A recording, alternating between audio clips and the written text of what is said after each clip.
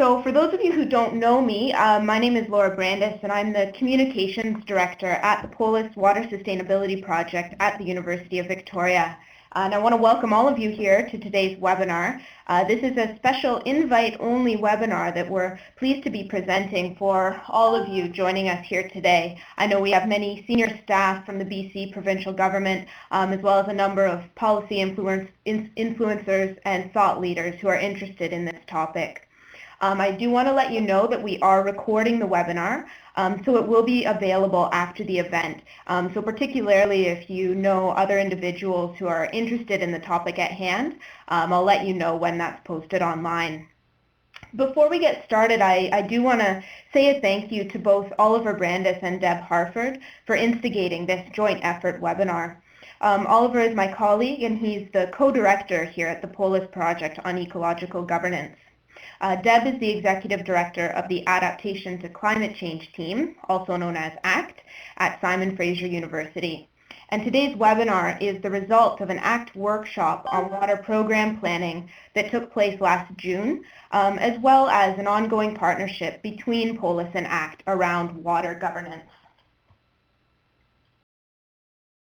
I also want to thank all of POLIS and ACT supporters, which you can see on the screen here now. And in particular, I want to acknowledge that Zurich, where our key guest speaker, Lindene Patton, hails from, has been a principal funder of ACT for the past 3 years. Now, before I pass the mic over to the guest speakers, there are a few housekeeping items that I want to quickly go through. We have already been discussing the audio a little bit. So as you know, there's a blanket mute over everybody in the room. The reason for this is to avoid any audio distraction, interference, feedback, etc. So that brings me to point 2, which has to do with the question period. Because of this audio mute, the way that the questions will be handled is via the chat box in the bottom right-hand corner of your screen. So after the presentation, you can type your questions in there, and I'll play the role as moderator, reading those out to our panel of our 2 guests. Now, the first thing, I would love to get a sense of the community that we have here in the webinar room today. And the way we're going to do that is via the chat box. If you just want to say your name, your organization, and also how many people are in the room with you. I know a few of the folks on the line have signed out conference rooms, just so we can get a sense of who's with us here. I know some of our participants from government weren't able to access the webinar room itself, so unfortunately they won't be able to type in the chat box here, but they are on the line with us today. Now, as you start introducing yourselves, I want to quickly make you aware of 2 upcoming items. The first is the release of a new report on the water energy nexus in British Columbia. It's planned for release in mid-November, and this report is co-published by the POLIS Project on Ecological Governance, as well as the Canadian Centre for Policy Alternatives. And as you can see from the title, it looks at emerging challenges for the water energy nexus in BC. And the second thing that may be of interest to those in the room here today, on November 21st, POLIS is hosting a public event, part of the University of Victoria Roundtable on Water Issues. And again, this is going to look specifically at the water energy nexus from a Western Canadian perspective, surveying current research on hydrological impacts in Western Canada due to a changing climate. And we'll also discuss implications for energy development as well as questions of governance. That one you do need to RSVP for, so if that sounds of interest to you, please get in touch with my colleague Jesse, and that he can be reached at water@polisproject.org. Now, who do we have here today presenting?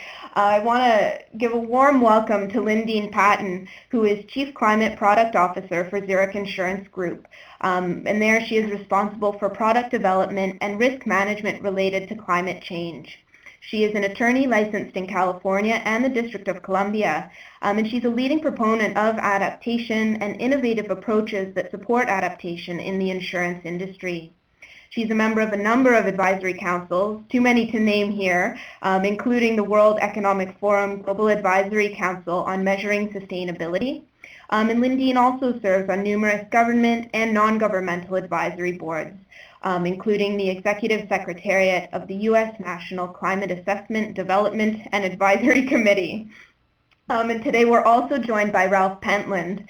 And drawing on his work in federal and national water policy, Ralph will offer his perspectives on the priority of water governance reform for improved resilience and risk management in Canada.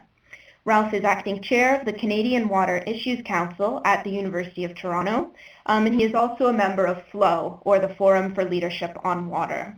And Ralph worked in the federal government for more than a decade, and also was the primary author of the 1987 federal water policy. And now, at this point, I'd like to invite Lindene to unmute your line if you're muted, and you're welcome to take it away. Great. Thank you very much for the introduction, and thank all of you for taking time out to join us today to have a brief discussion about climate change from an insurance perspective and what lessons and opportunities we have to move forward. I'm speaking to you from a place that has recently endured yet another set of wind and water events in Virginia. I am not Canadian. I do have the privilege of working closely with the people at Fraser University and with our Canadian operations, but I will defer to them in terms of supplying additional information that is Canadian specific that I may have overlooked in these discussions. As Laura noted, this webinar grew out of an experience in a workshop that we had hosted earlier this year, or SFU did, to talk about the opportunities that present themselves in terms of public-private partnerships in managing and going forward with adapting to basically a loss of stationarity. Before I begin, I do want to note that as we walk through this webinar, there will be a tremendous amount of information that is delivered, more than is absorbable. But we have included in the PowerPoint materials links, and additionally, there will be posted up on a website, which Laura will tell you about later, a series of relevant articles that may help you to evaluate or consider other issues that have been discussed in the webinar. So much has been written in the last 72 hours since Sandy has hit about the need to improve adaptation, the existing financial services tools which exist and are deployed, and the limitations and benefits of some of those tools, that they are far too numerous for us to review in this short webinar. So I thought what I'd do would be at least to give you an overview of an insurer's perspective, where we're coming from, what we think about the social needs for adaptation in the face of climate change and with a loss of stationarity, and overall what we're doing today and what we think we have the opportunity to do to be good stewards in our communities and to offer and share information and be part of the solution that people will so need as climate change progresses. The slide which I'm showing you now, for those of you who aren't on the webinar, is slide 2. It's required by my lawyers. Yes, I am a lawyer, but I have a host of them that advise me on these types of things. And this is simply a disclaimer that says that I'm providing you information, but I'm not providing you legal advice. I would also offer that, as was correctly noted, I do sit on the advisory councils, a couple of advisory councils for the World Economic Forum, including measuring sustainability and sustainable competitiveness. So if you have ever seen this risk report or the sustainable competitiveness report, I'm one of the advisors that comes in and helps prepare that material. I think what's important is that people globally are now beginning to recognize that risks associated with climate change are interconnected. And Laura, let me stop here for a second and let you know that somebody's got some issues with audio. But back to the slides. With respect to interconnectedness of risks, what we're beginning to understand is that when an event, especially an extreme weather event, occurs in one part of the world, it's directly impacting activities in other parts of the world. And that's because, of course, we have global supply chains today. But there more interrelated than people think, I think, at some times. And so I wanted to point out to you some sort of progressive work that's being done by the World Economic Forum, which is attempting to define the relationships that occur between different types of events, both within the same continent and cross continents, and what level of interrelationship those may have when it comes to impacting the ability of a particular local society to respond to an extreme weather event that might occur in their backyard or one that might occur halfway around the globe, and how people need to understand more closely not only what's going on physically in their direct environment, but what's happening halfway around the world if they're dependent on resources to live their life as they'd like to that are being sourced not in their country, not in their region, maybe not even on their continent. I'm proceeding to the next slide, where I think that this is an additional piece of information which is tremendously important to understand an insurer's perspective on climate change. Obviously, insurance has been in place for hundreds of years. We have a long and demonstrative history of successfully assisting people to manage risks of all types by sharing information and pooling and spreading risk. What we are seeing, though, over time is that these risks are clearly increasing. Now, there are a series of studies which have looked at damages associated with extreme weather events. Those studies are directly proving out that, in fact, those losses are increasing over time. Some of them are attempting to unwind the potential confounders with those increases, trying to determine if those increases, which are beyond inflationary rates, and they are quite beyond inflationary rates, are because people are moving to the risk or because the land has been altered and there has been a loss of stationarity, or some combination of all of those activities. And what we're finding is that it is a combination of activities generally, where there is a loss of stationarity. There is clearly a change in the climatic exposures to which assets are being exposed and by which they are being damaged. And those are resulting not just from climate change, but also from land use changes that are local, which are impacting clearly water management. But the important thing from an insurer's perspective, looking at this chart, is not just the fact that losses are increasing, but the relative ratio of insured losses is decreasing. So let me repeat that. The relative rate of insured losses from private insurance is decreasing over time at exactly the time when the losses themselves globally are increasing. That is a significant concern to the insurance industry for two reasons. One, obviously, it indicates that we are missing market share, if you want to talk about a purely pecuniary perspective. But it also indicates that we're not actually deploying our tool to assist society to better manage risk to its fullest extent. There's something happening which is causing that to not be used to its full capacity. So when people typically, I've changed to the next slide, by the way, when people typically think about insurance and climate change, and water management, they begin to immediately think about individual lines of coverage. Property risks, looking at things like damages to structure, damages to land, infrastructure damages, displacement of populations. You also can think about commercial lines of business, which look at damages to natural resources, business interruption, trespass issues because of pollution and related loss and damage that occurs as a result of these types of events.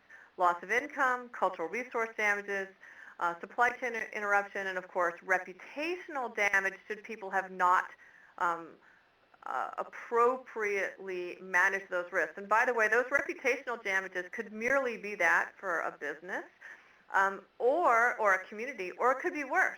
Those reputational damages could rise to the level of creating tort liability in certain jurisdictions.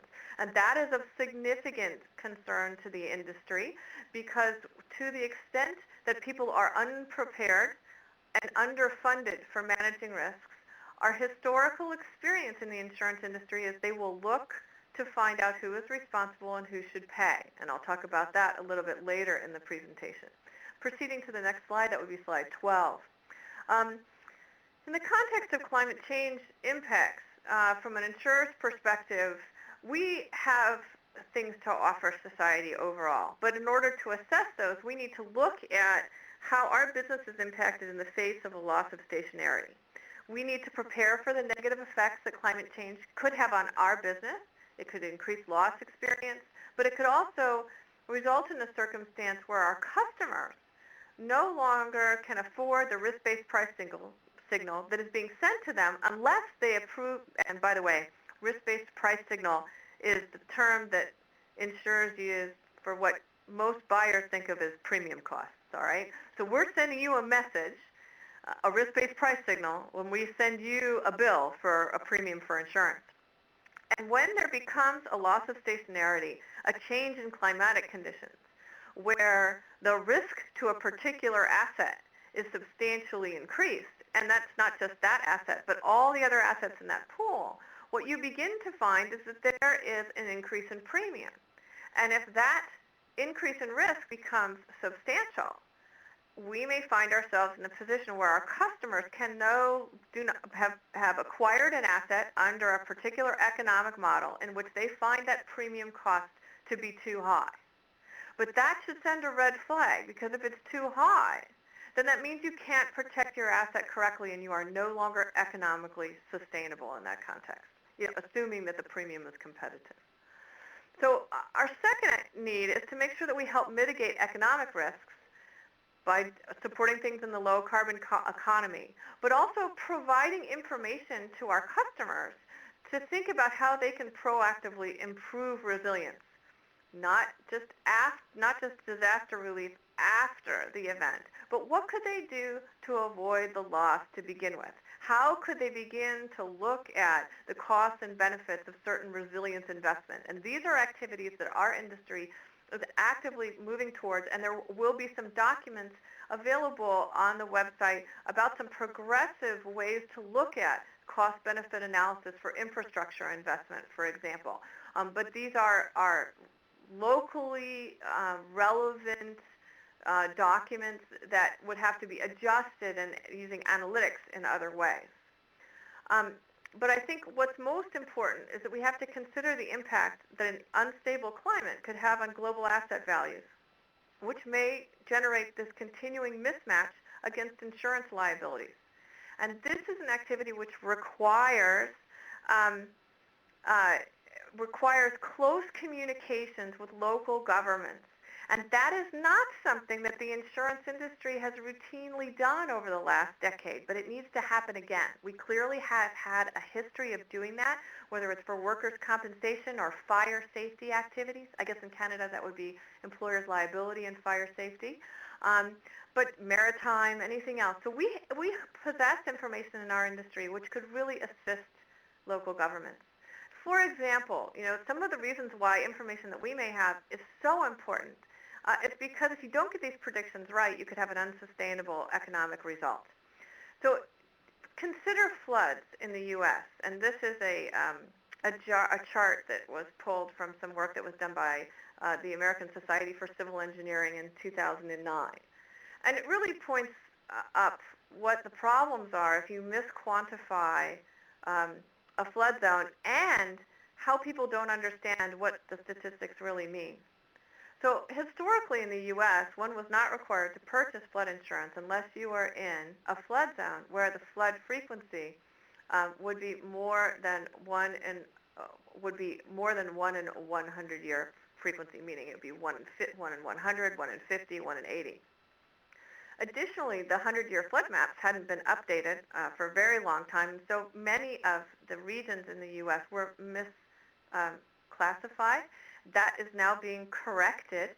However, I would have to tell you that even if you had something in a 100-year flood, most buyers, when they hear, I live in a 100-year flood zone, what they think is, that's not going to happen in my lifetime.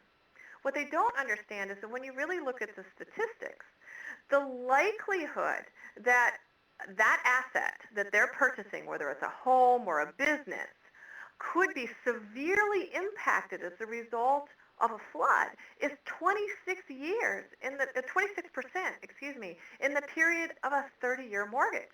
Now, if people were looking at that asset as a long-term investment, like a retirement investment, most people wouldn't invest in an asset in which there was a 26% chance that it would be substantially impaired during their investment life. I don't think that people are necessarily on an individual level absorbing what the impacts of climate change and the essential need for adaptation really means to them in their pocketbook. And these are things that I think if we could take graphs like this, other information, and share them with people on the ground, it will be quite valuable. For those of you who are following, I think I'm on slide 14, I'm sorry. To put this and give a little bit more of a Canadian perspective in terms of what this can mean in the Canadian context, I'm sure that this information is readily available to you. I, of course, borrowed this from a 2011 publication from the Institute for Catastrophic Loss Reduction, in which they were looking at observed trends and projected climatic change forecasts that could impact water levels, could impact heats in days, frost-free days. The important thing about this chart is to understand that we are not in a static climate. We do have a loss of stationarity, and what protects communities today is not adequate for tomorrow and is unlikely to be adequate for the particular asset life duration. I'm proceeding to slide 15. So if you look at what's happened in the context of the Atlantic side of Canada, I think you can also look at these statistics, which of course came from IBC, and there's more statistics to come.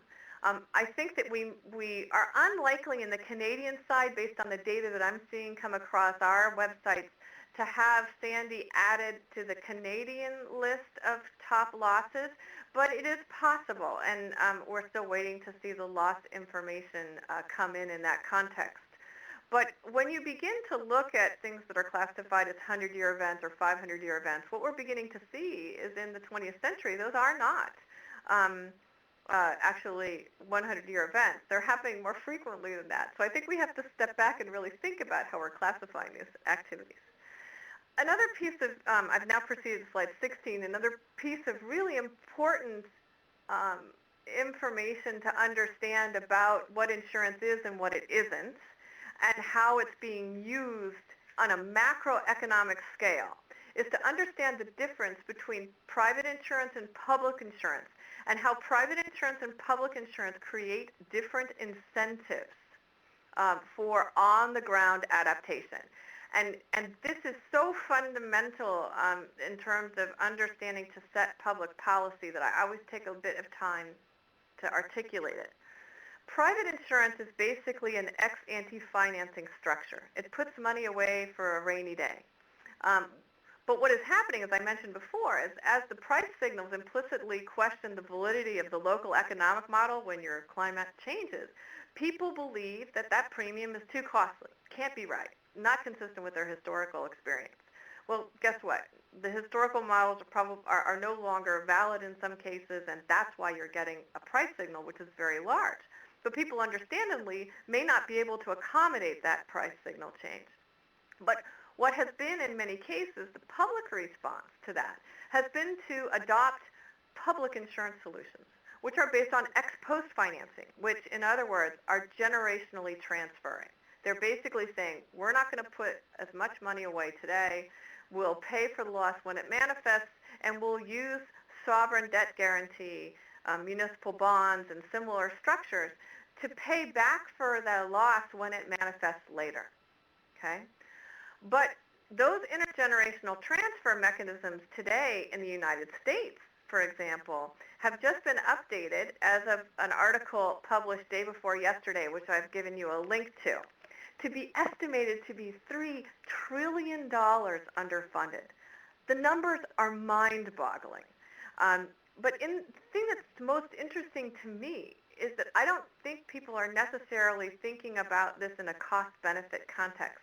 So if you were to take that, if that article is correct and the researchers are correct in that article, and it turns out that that $3 trillion number is correct, in the U.S. context, that represents about 20% of gross domestic product should annual gross domestic product should those events manifest in a single year, which is possible because there's only 3 major markets that are contributing to that overall $3 trillion. But what's more interesting is that 2/3, $2 trillion of that is allocable to Florida. But Florida only generates about $660 billion worth of GDP annually. And when you begin to run the numbers, if they were to have if those numbers are correct, and I can't vouch for them, but if they're correct, what that would suggest is that the loss exposure base for Florida today is on par with the Caribbean states, where you would be in a range between 100 and 200% of the gross domestic product when any single event occurred, and that would all be transferable to subsequent tax impacts. It's an amazing set of numbers, and I think it's a thing to really consider as you're setting up public policy in this context. So I've proceeded to slide 17. I think a couple more background pieces of information. Insurance focuses on private assets. And remember, in the context of climate change and adaptation, sometimes we're talking about public good, things that are very difficult to aggregate. But some of these new tools that I'll talk about in a minute, I think are really helpful in that context. Insurance accounts for about 7% of global GDP. That's a stunning number. We're big, but we're all disaggregated. So I think when you look at insurance, you may find some insurance companies interested in this issue, some insurance companies not paying attention, and some insurance companies going along for the ride. So part of that is because some of them might only write auto insurance, some of them may be only doing insurance in a particular region, or they may have a very limited focus in terms of the types of exposures that they're assessing. So they're basically eliminating some of these very hard to address risks like wildfires. All right. We happen to be a global insurer. We are addressing these issues, and it's really important to understand how we're looking at it, but we can't do it ourselves. There has to be a focus on public-private partnership. We cannot make this work. If we find ourselves in a position where assets today, as a result of loss of stationarity, are now in a position where they are insufficiently resilient to continue to meet underwriting criteria that are commercially sustainable, we have to work out a transition mechanism whereby we can identify what is the most cost-efficient set of adaptive actions that can be taken, whether it's a flood wall or whether it's a levee or whether it's strengthening roof ties, whether it's changing roofing materials to protect against wildfire, whatever your local hazard is, to assure that after that investment occurs, that then the investment is sustainable in the face of climatic change that is expected during the expected life or capital earn-out life for the asset that you're talking about insuring. So let me repeat that. You need to make sure that the assets or aggregation of assets are sufficiently resilient for the period of time that is expected to be either the capital earn-out period or the expected life of the asset that you're trying to insure in order to make it sustainable. And these are things that I think sound complicated, but when you sit back and think about it, they really are a bit of common sense. So what do insurers, I'm proceeding to slide 18, need to make sure that we can assist people to adapt to climate change? We have to be able to send risk-based price signals. Even if those risk-based price signals are not fully transmittable because of good, sound public policy reasons, if they could negatively impact your economy, then you have to figure out how you get that transition through. These are the kinds of complex sort of financial projections that need to be considered as you go forward to make a cogent, sustainable public policy. We need to look at the government's gaps. Are there problems in being able to execute adaptive solutions? Do people not own activities?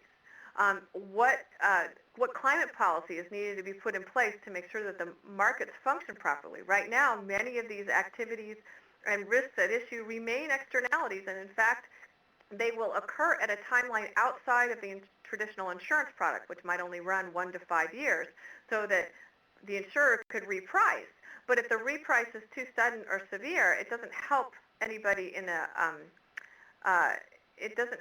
anyone in a position to basically adapt. So again, this has to be collaboration between public and private entities so that you can figure out how you take what amounts to a public liability and figure out how it's best financed. It may be a public finance or something else, but the cogent decision is really critical. And of course, the policy has to be regional. I'm proceeding to the next slide. But what happens when there's not enough money to pay for loss and damage? Our experience globally, and we operate in about 160 countries, plus or minus, getting embargoes. Our recent research suggests that uninsured portions of disasters are the only portions of disasters that lead to permanent macroeconomic losses. This particular working paper, which has been done by the Bank of International Settlements, is really worth a read. It came out in August. It's the only piece of research I've ever seen which has looked at long-term impacts of economic disruptions for insured versus uninsured societies and compared them directly, and the results are amazing. So we'll include that in the materials that you can look at. Additionally, what we are seeing is a rise in tort litigation. And so the concern that our industry has is that if people aren't properly prepared, we expect that there will be some litigation where people seek to sue other people for the damages, asserting attribution, blame. There's lots of this already going on. We will provide some links to these and some documents that look at this issue also. But overall, from a social perspective, the concern with insurers about this litigation is that if we get a repeat of what we had with asbestos or hazardous waste or lead in this context, then a lot of money and capital that we could have used and could have deployed to manage appropriately resilient risks and transitioning those assets into something that's resilient and economically sustainable could be diverted into what we euphemistically call frictional costs, which are litigation costs for people to sue each other. And this is, as I said, is already happening. It's happening in 26 jurisdictions. This is not a U.S. issue only. We're tracking about 131 claims, and we can provide that information as part of the documents that we set forward. I'm proceeding to the next slide. Here is a snapshot of some of the work that is being done to try to determine how to attribute damages, loss and damage associated with climate change. This is not a bad dream on my part. This work is being done. So there are people who are trying to look at how human or anthropogenic emissions could be linked to particular increases in frequency and severity of types of climatic events, whether they're drought, wildfire, hurricanes, cyclones. These linkages are attempting to be made. And this is an exemplar, and there are links so you can look at the particular report itself of this type of work which is being done. Most of it, or a very large and significant amount of it, is being done by the Smith School at Oxford University. I'm proceeding to slide 21. So what are our capabilities and what can we contribute as an insurer? Insurers, climate change impacts us differently. We can share expertise to mitigate economic risks. We can restructure our products. RMS, some of our modeling companies, have been trying to look at future projections to try to figure out how we could smooth in pricing for climate change. Most insurers can consider betterment endorsements. What does that mean? It means that if you don't have a building code, or if you would like to establish a higher building code so that when the next event occurs, what you can do is use property insurance to require that anybody who offers property insurance, when they pay the claim and when they rebuild the damaged property, that it's rebuilt to a more resilient status. In areas where we believe that and we've been permitted, where we both believe and where we've been permitted to or have been sought out and asked to do this, we have offered an insurance product where voluntarily people can pay an additional premium to get this betterment coverage to an improved resilience standard. This tends to happen only in a commercial context and only with sophisticated insureds at this point because most of them don't know what to ask for. But there is a way to get at this in both ways. But a betterment endorsement, if it's not required by law, very few people are actually going to accept the additional expense. But it is being made available. We are thinking about proactive on-the-ground responses to different types of events depending on the region. Because remember, in some countries we do offer flood insurance. We don't in others. But we really do need to work collaboratively. Now, I believe this might be my second to last slide or third to last slide. This is a really important development, I think, in decision support analysis. What we've been talking about is how can we get public policymakers information so that they can make better decisions in the face of climate change and potentially deploy insurance as part of that long-term solution to achieve sustainable long-term economic or macroeconomic stability in the face of a loss of stationarity. This particular chart looks a bit messy. It might look to you a lot like the greenhouse gas cost abatement curve, if you'd ever seen that, and if you happen to operate in that area at all. That's because a bunch of McKinsey people actually did this project. This is a cost-benefit curve for adaptive actions that was developed for an energy company in the Gulf of Mexico. Particularly off the Louisiana and Mississippi coast. The company is Entergy, and it is a phenomenal first step. You could criticize it, but look, what they were able to do was take information about what actions could be taken on a regional community basis where they owned assets.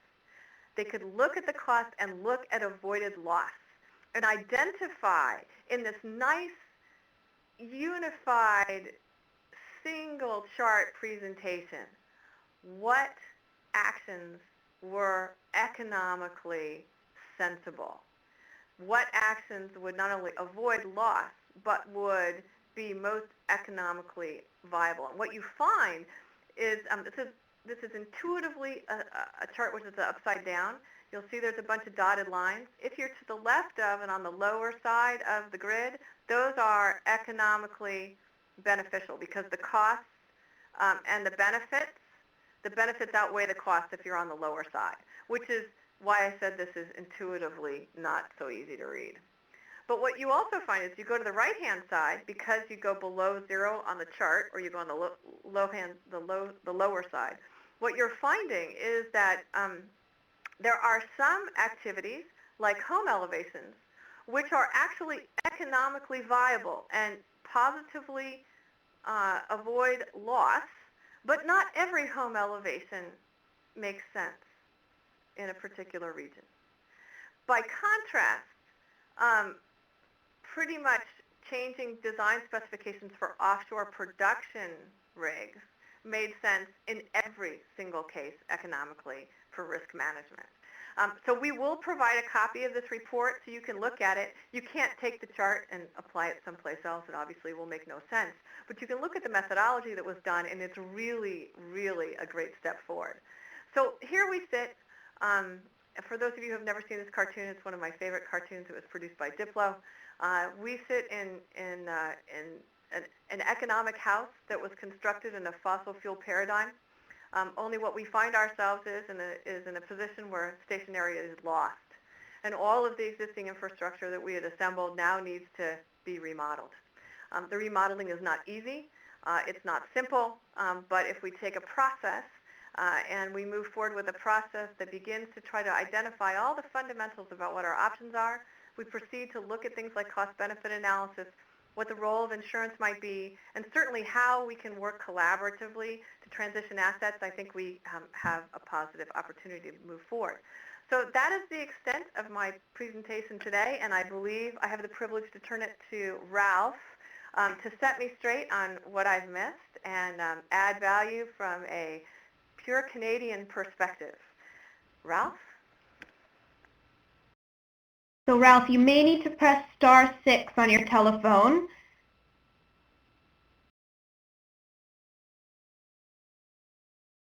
Hear me? Yep, I can hear you now. Take it away. Thanks, Laura. Thank you, Lindene. That was very interesting.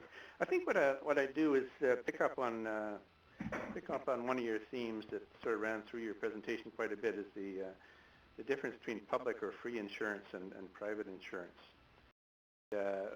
Some of the implications that means for pricing of risk and maybe moral hazard. So I'll start with the hypothesis that as a society we're both a bit poorer and a bit less healthy because our public policies tend to underprice risk, and when we underprice risk we socialize the losses. And also, whenever anybody tries to correct that imbalance, it always turns out to be politically unsustainable or start with three quick examples. We talked a little bit, Lindene talked quite a bit about floods. Between 1975 and 1995 in Canada, we had a national flood damage reduction program. And under that program, we prepared flood risk maps for probably 1,000 communities across Canada. And once a flood risk area was designated as being flood vulnerable, various policies were applied at the provincial and local levels, from zoning and other things. But at the federal level, the idea was that we would withhold disaster assistance for any new flood vulnerable development after the date of designation. That would theoretically remove the moral hazard associated with providing free insurance to inappropriate development. In other words, we provide free flood insurance in Canada. After the flood, we pay for the damages, essentially, as a government. As it turned out, that whole idea was never politically sustainable. It probably never was, and it was probably naive to assume that politicians would actually withhold assistance in an emergency situation. So those maps are still useful, but the moral hazard continues, and we continue to subsidize people moving into floodplains, what is essentially free insurance. The second example would be climate change itself, the whole topic of climate change. We have several credible studies that have demonstrated that climate change will eventually cause tens of billions of dollars of annual damage in Canada, probably trillions of dollars worldwide. And many of these losses could have been prevented by placing a meaningful price on carbon emissions 10 years ago. But 10 years ago would have been better. But as you all know, it would take a lot of political courage to put in a meaningful price on carbon, especially in Canada. It's been tried several times. To a minor extent in some provinces, but in general it just hasn't been done. Nobody has the political courage to do it. So the moral hazard continues. The environmental costs are not internalized. It remains profitable to pollute, and the general population suffers the damages. My third example is chemicals management.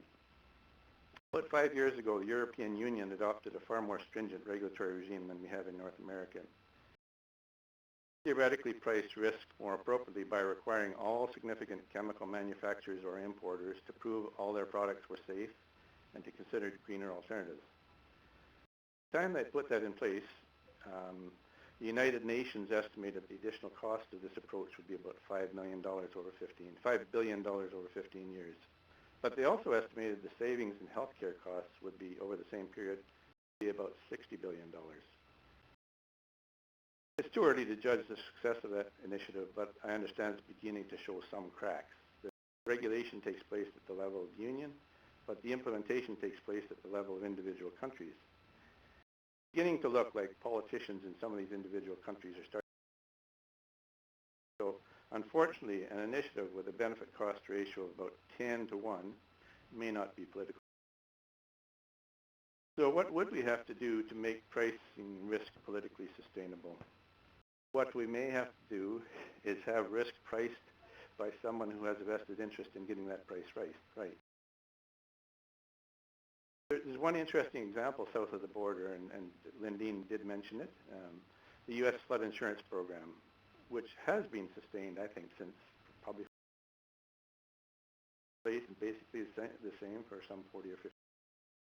Under that program, the Federal Emergency Management Agency worked closely with 90 private insurance companies. Companies offer flood insurance to communities that agree to. Of course, like any government program, there's still problems, but at least theoretically, they probably have it about right. So risk is priced close to appropriately, and the losses are not socialized to the general public. I just throw that out as an idea. I'm sure that private insurance isn't a panacea in managing environmental risk, but I'm quite sure that there's a lot more potential than we are taking advantage. Manage risk better with creative combinations of public policy and private. I just noticed on the list of participants that we have a few Auditor General. Say a few words for them on the thing that interests them the most, I guess, is that's the idea of how do you ensure, or how do you avoid the risk of not deploying government capacity or resources to the wrong things. That's so. As I'm sure most of you realize, our national capacity to address water and environmental issues has declined a great deal in recent years. I think probably over the whole of Canada, probably close to a third over the past 20 years. And at the same time, the issues are becoming ever more serious. There is some very interesting work going on, especially in the western half of the country, maybe in the east too, but I know about the western half because of things that I'm doing there, to develop risk-informed management models. Some of you in BC may even be involved in these.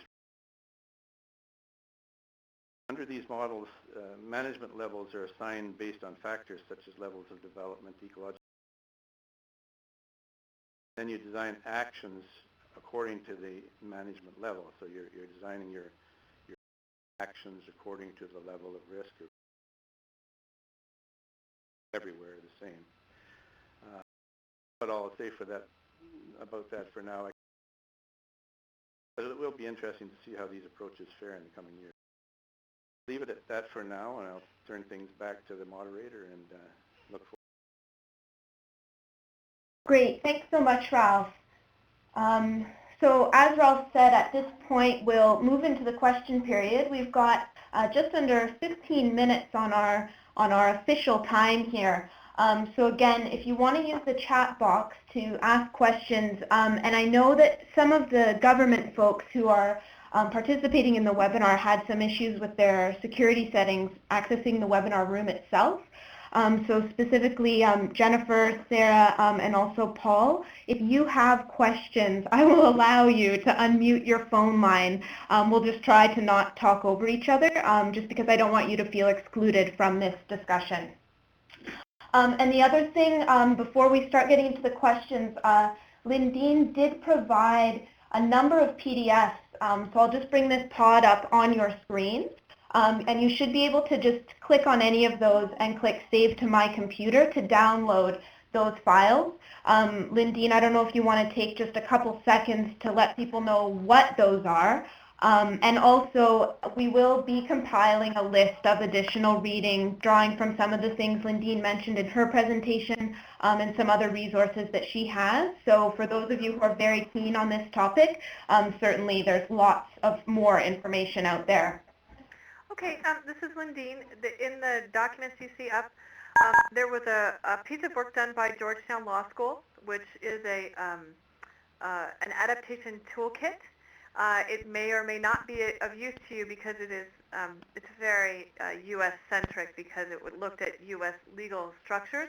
But if you look at it from a framing perspective, it does give lots of ideas about governance options for managing impacts to climate change, and specifically looking at adaptation. In the second article, the macroeconomic impacts for uninsured natural disaster, this is the work that I referred to that is a draft working paper from the International Bank of Settlements, which has done some comparative analysis of long-term macroeconomic impacts where insurance was available and where it was not available when natural disaster struck. And they are very, very interesting.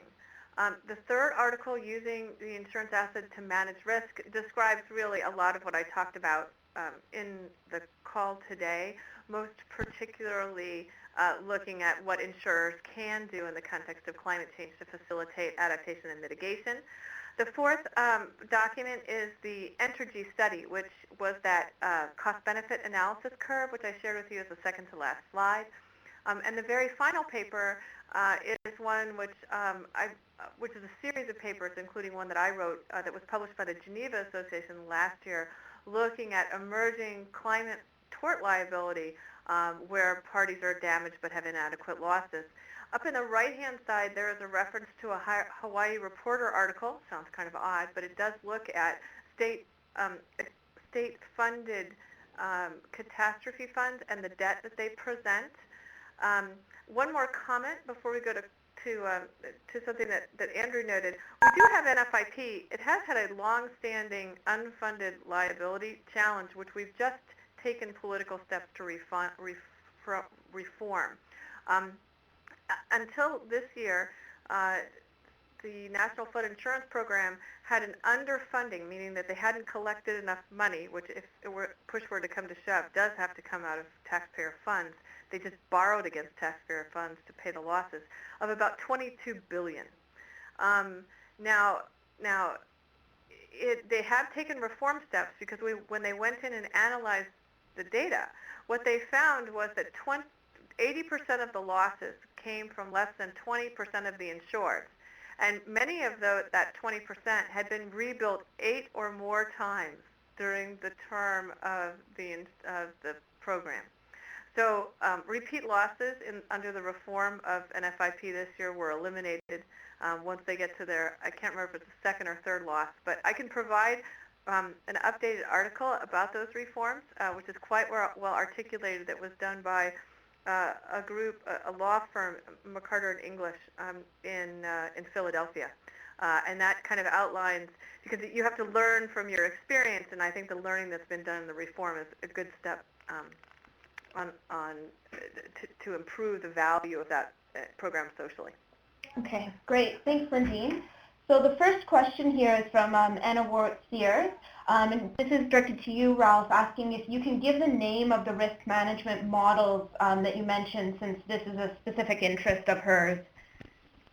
Okay, I don't know that they have names, but the example that I was referring to is in the Mackenzie Basin, where there's 4 jurisdictions at present negotiating intergovernmental, intertransboundary agreements, and those cover things like water quality, quantity, groundwater, airborne sources, the whole range of things.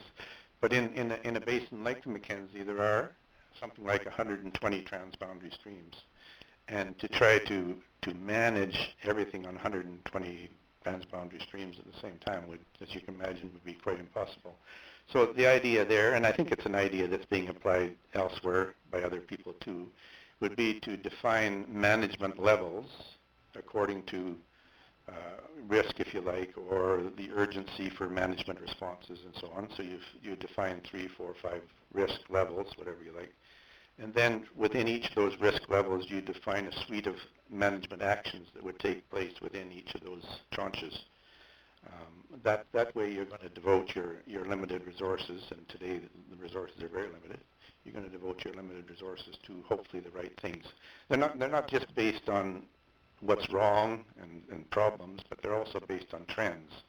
It's important, and so climate change and other trends.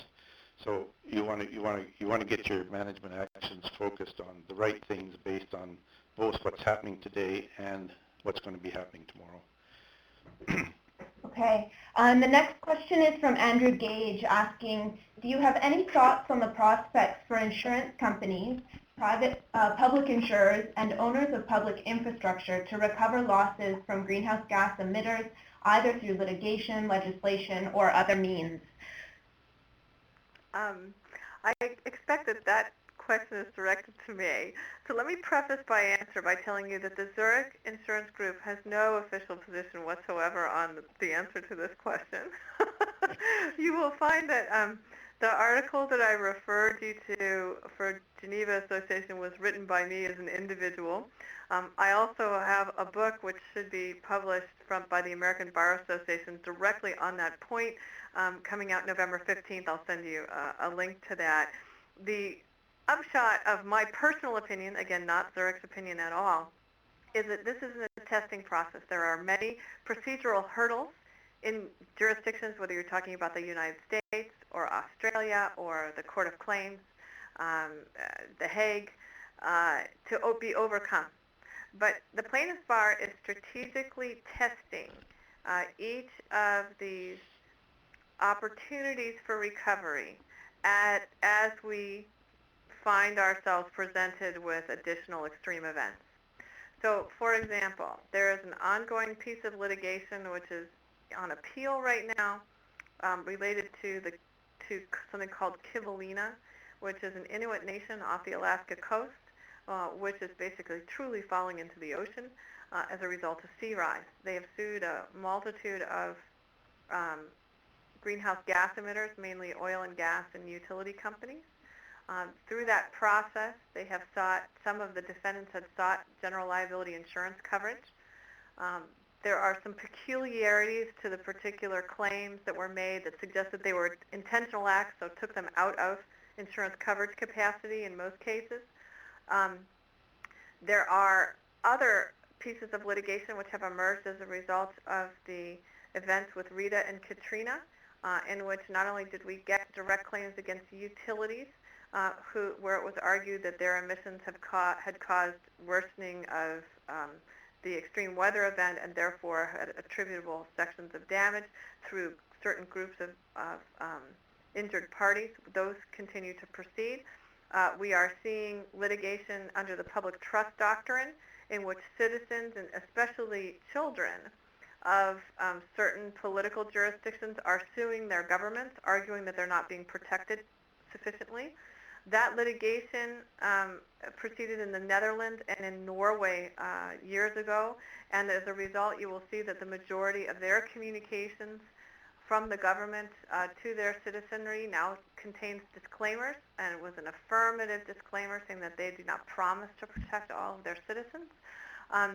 Some of the litigation in the United States has failed and has argued that there's no standing, but in Texas and New Mexico, litigation does proceed, trying to change the behavior of the governments in terms of the actions that they take to protect against climate change in a multitude of ways.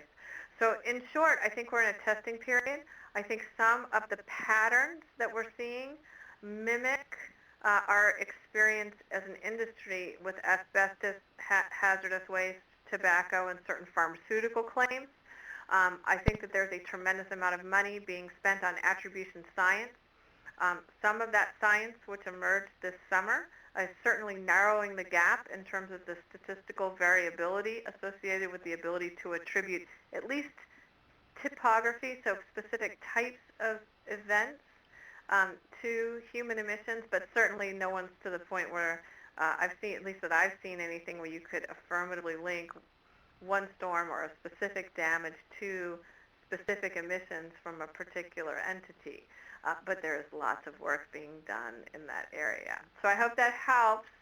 But again, I've provided one article on that, and I can provide some more references as time moves forward. Great. So Andrew Gage again, who asked that question, just saying that he is familiar with some of the litigation, but was wondering about potential for insurers in particular to recover their losses, since they can amalgamate many individual losses. Also not litigation options, if any, to recover damages. Yeah, a couple of quick comments on that. Again, I'm not speaking for Zurich. I would tell you that history, if you look back at the history of hazardous waste litigation, nothing good happened to insurers when cross-claims began to emerge.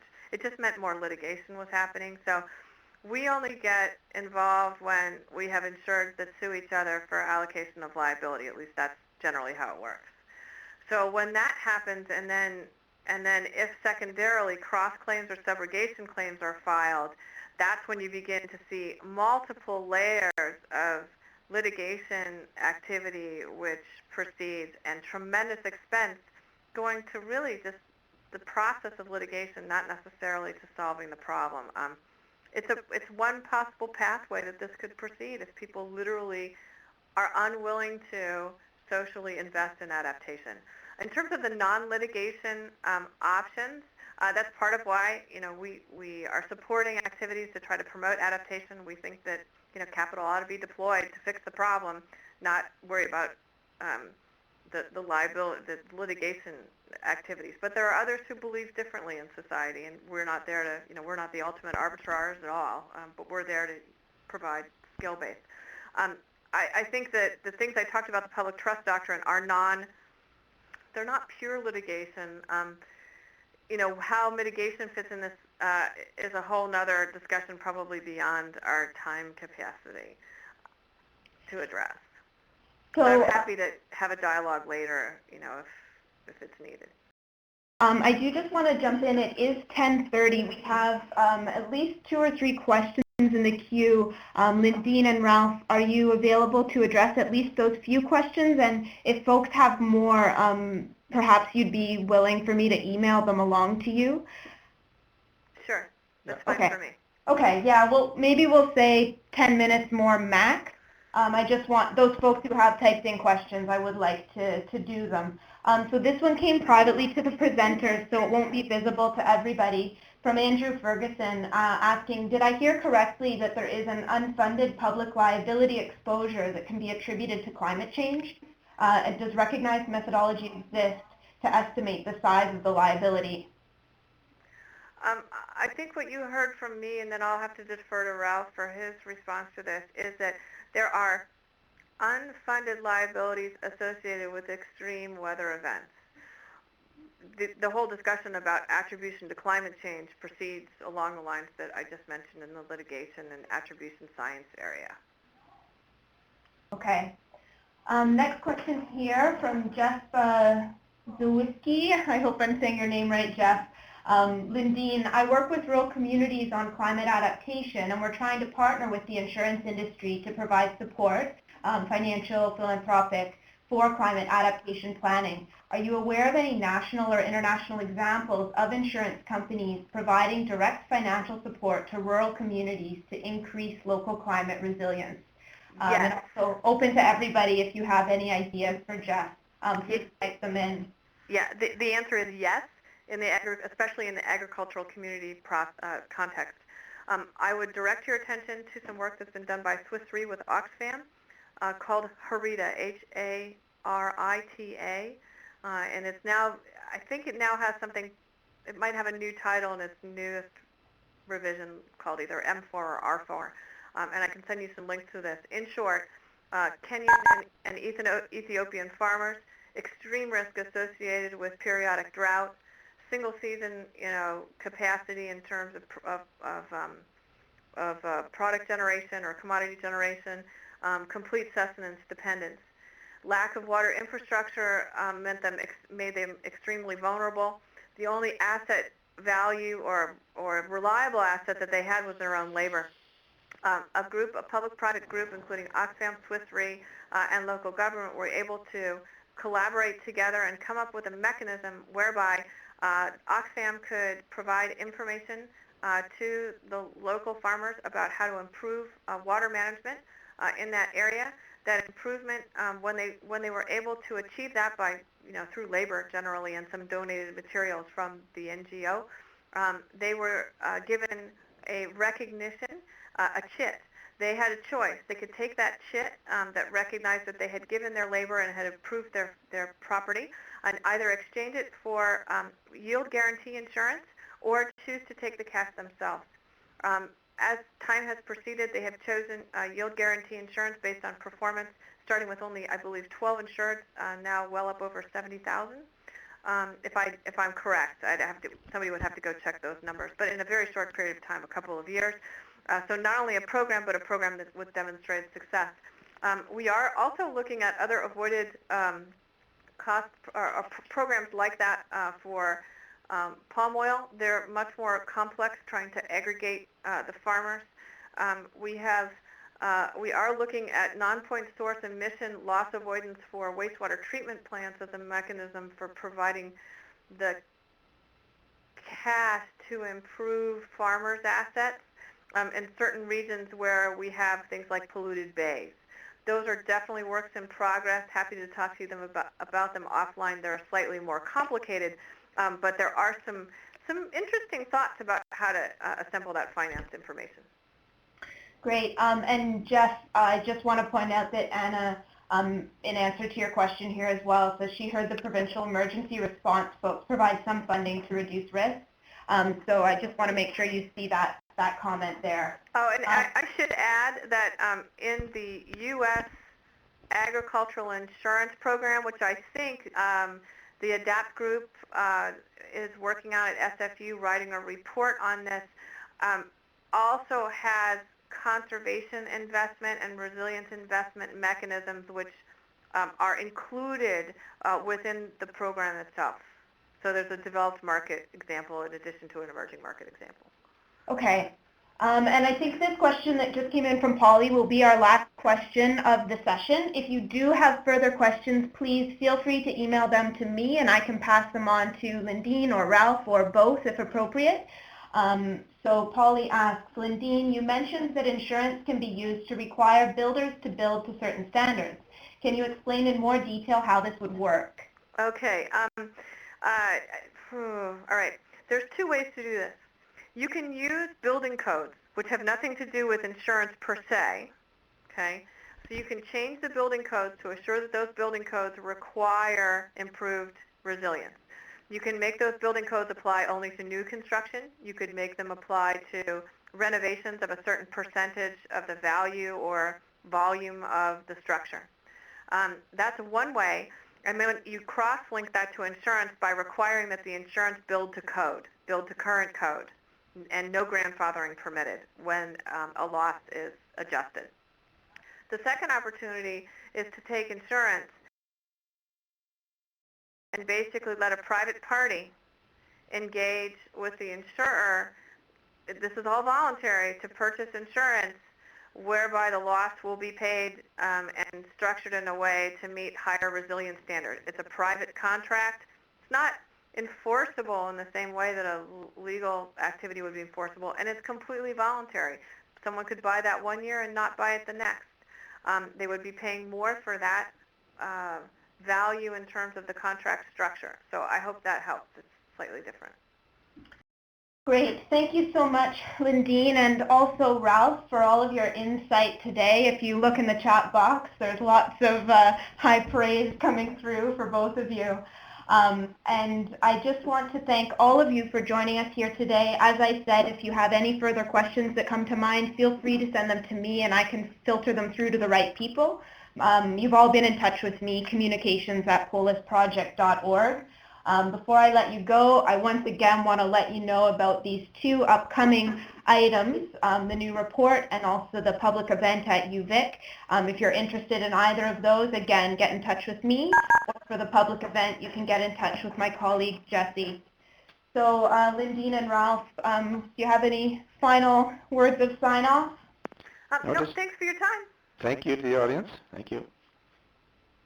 Great. Thanks so much, everybody. Have a really great day, and thanks for hanging out for 10 extra minutes.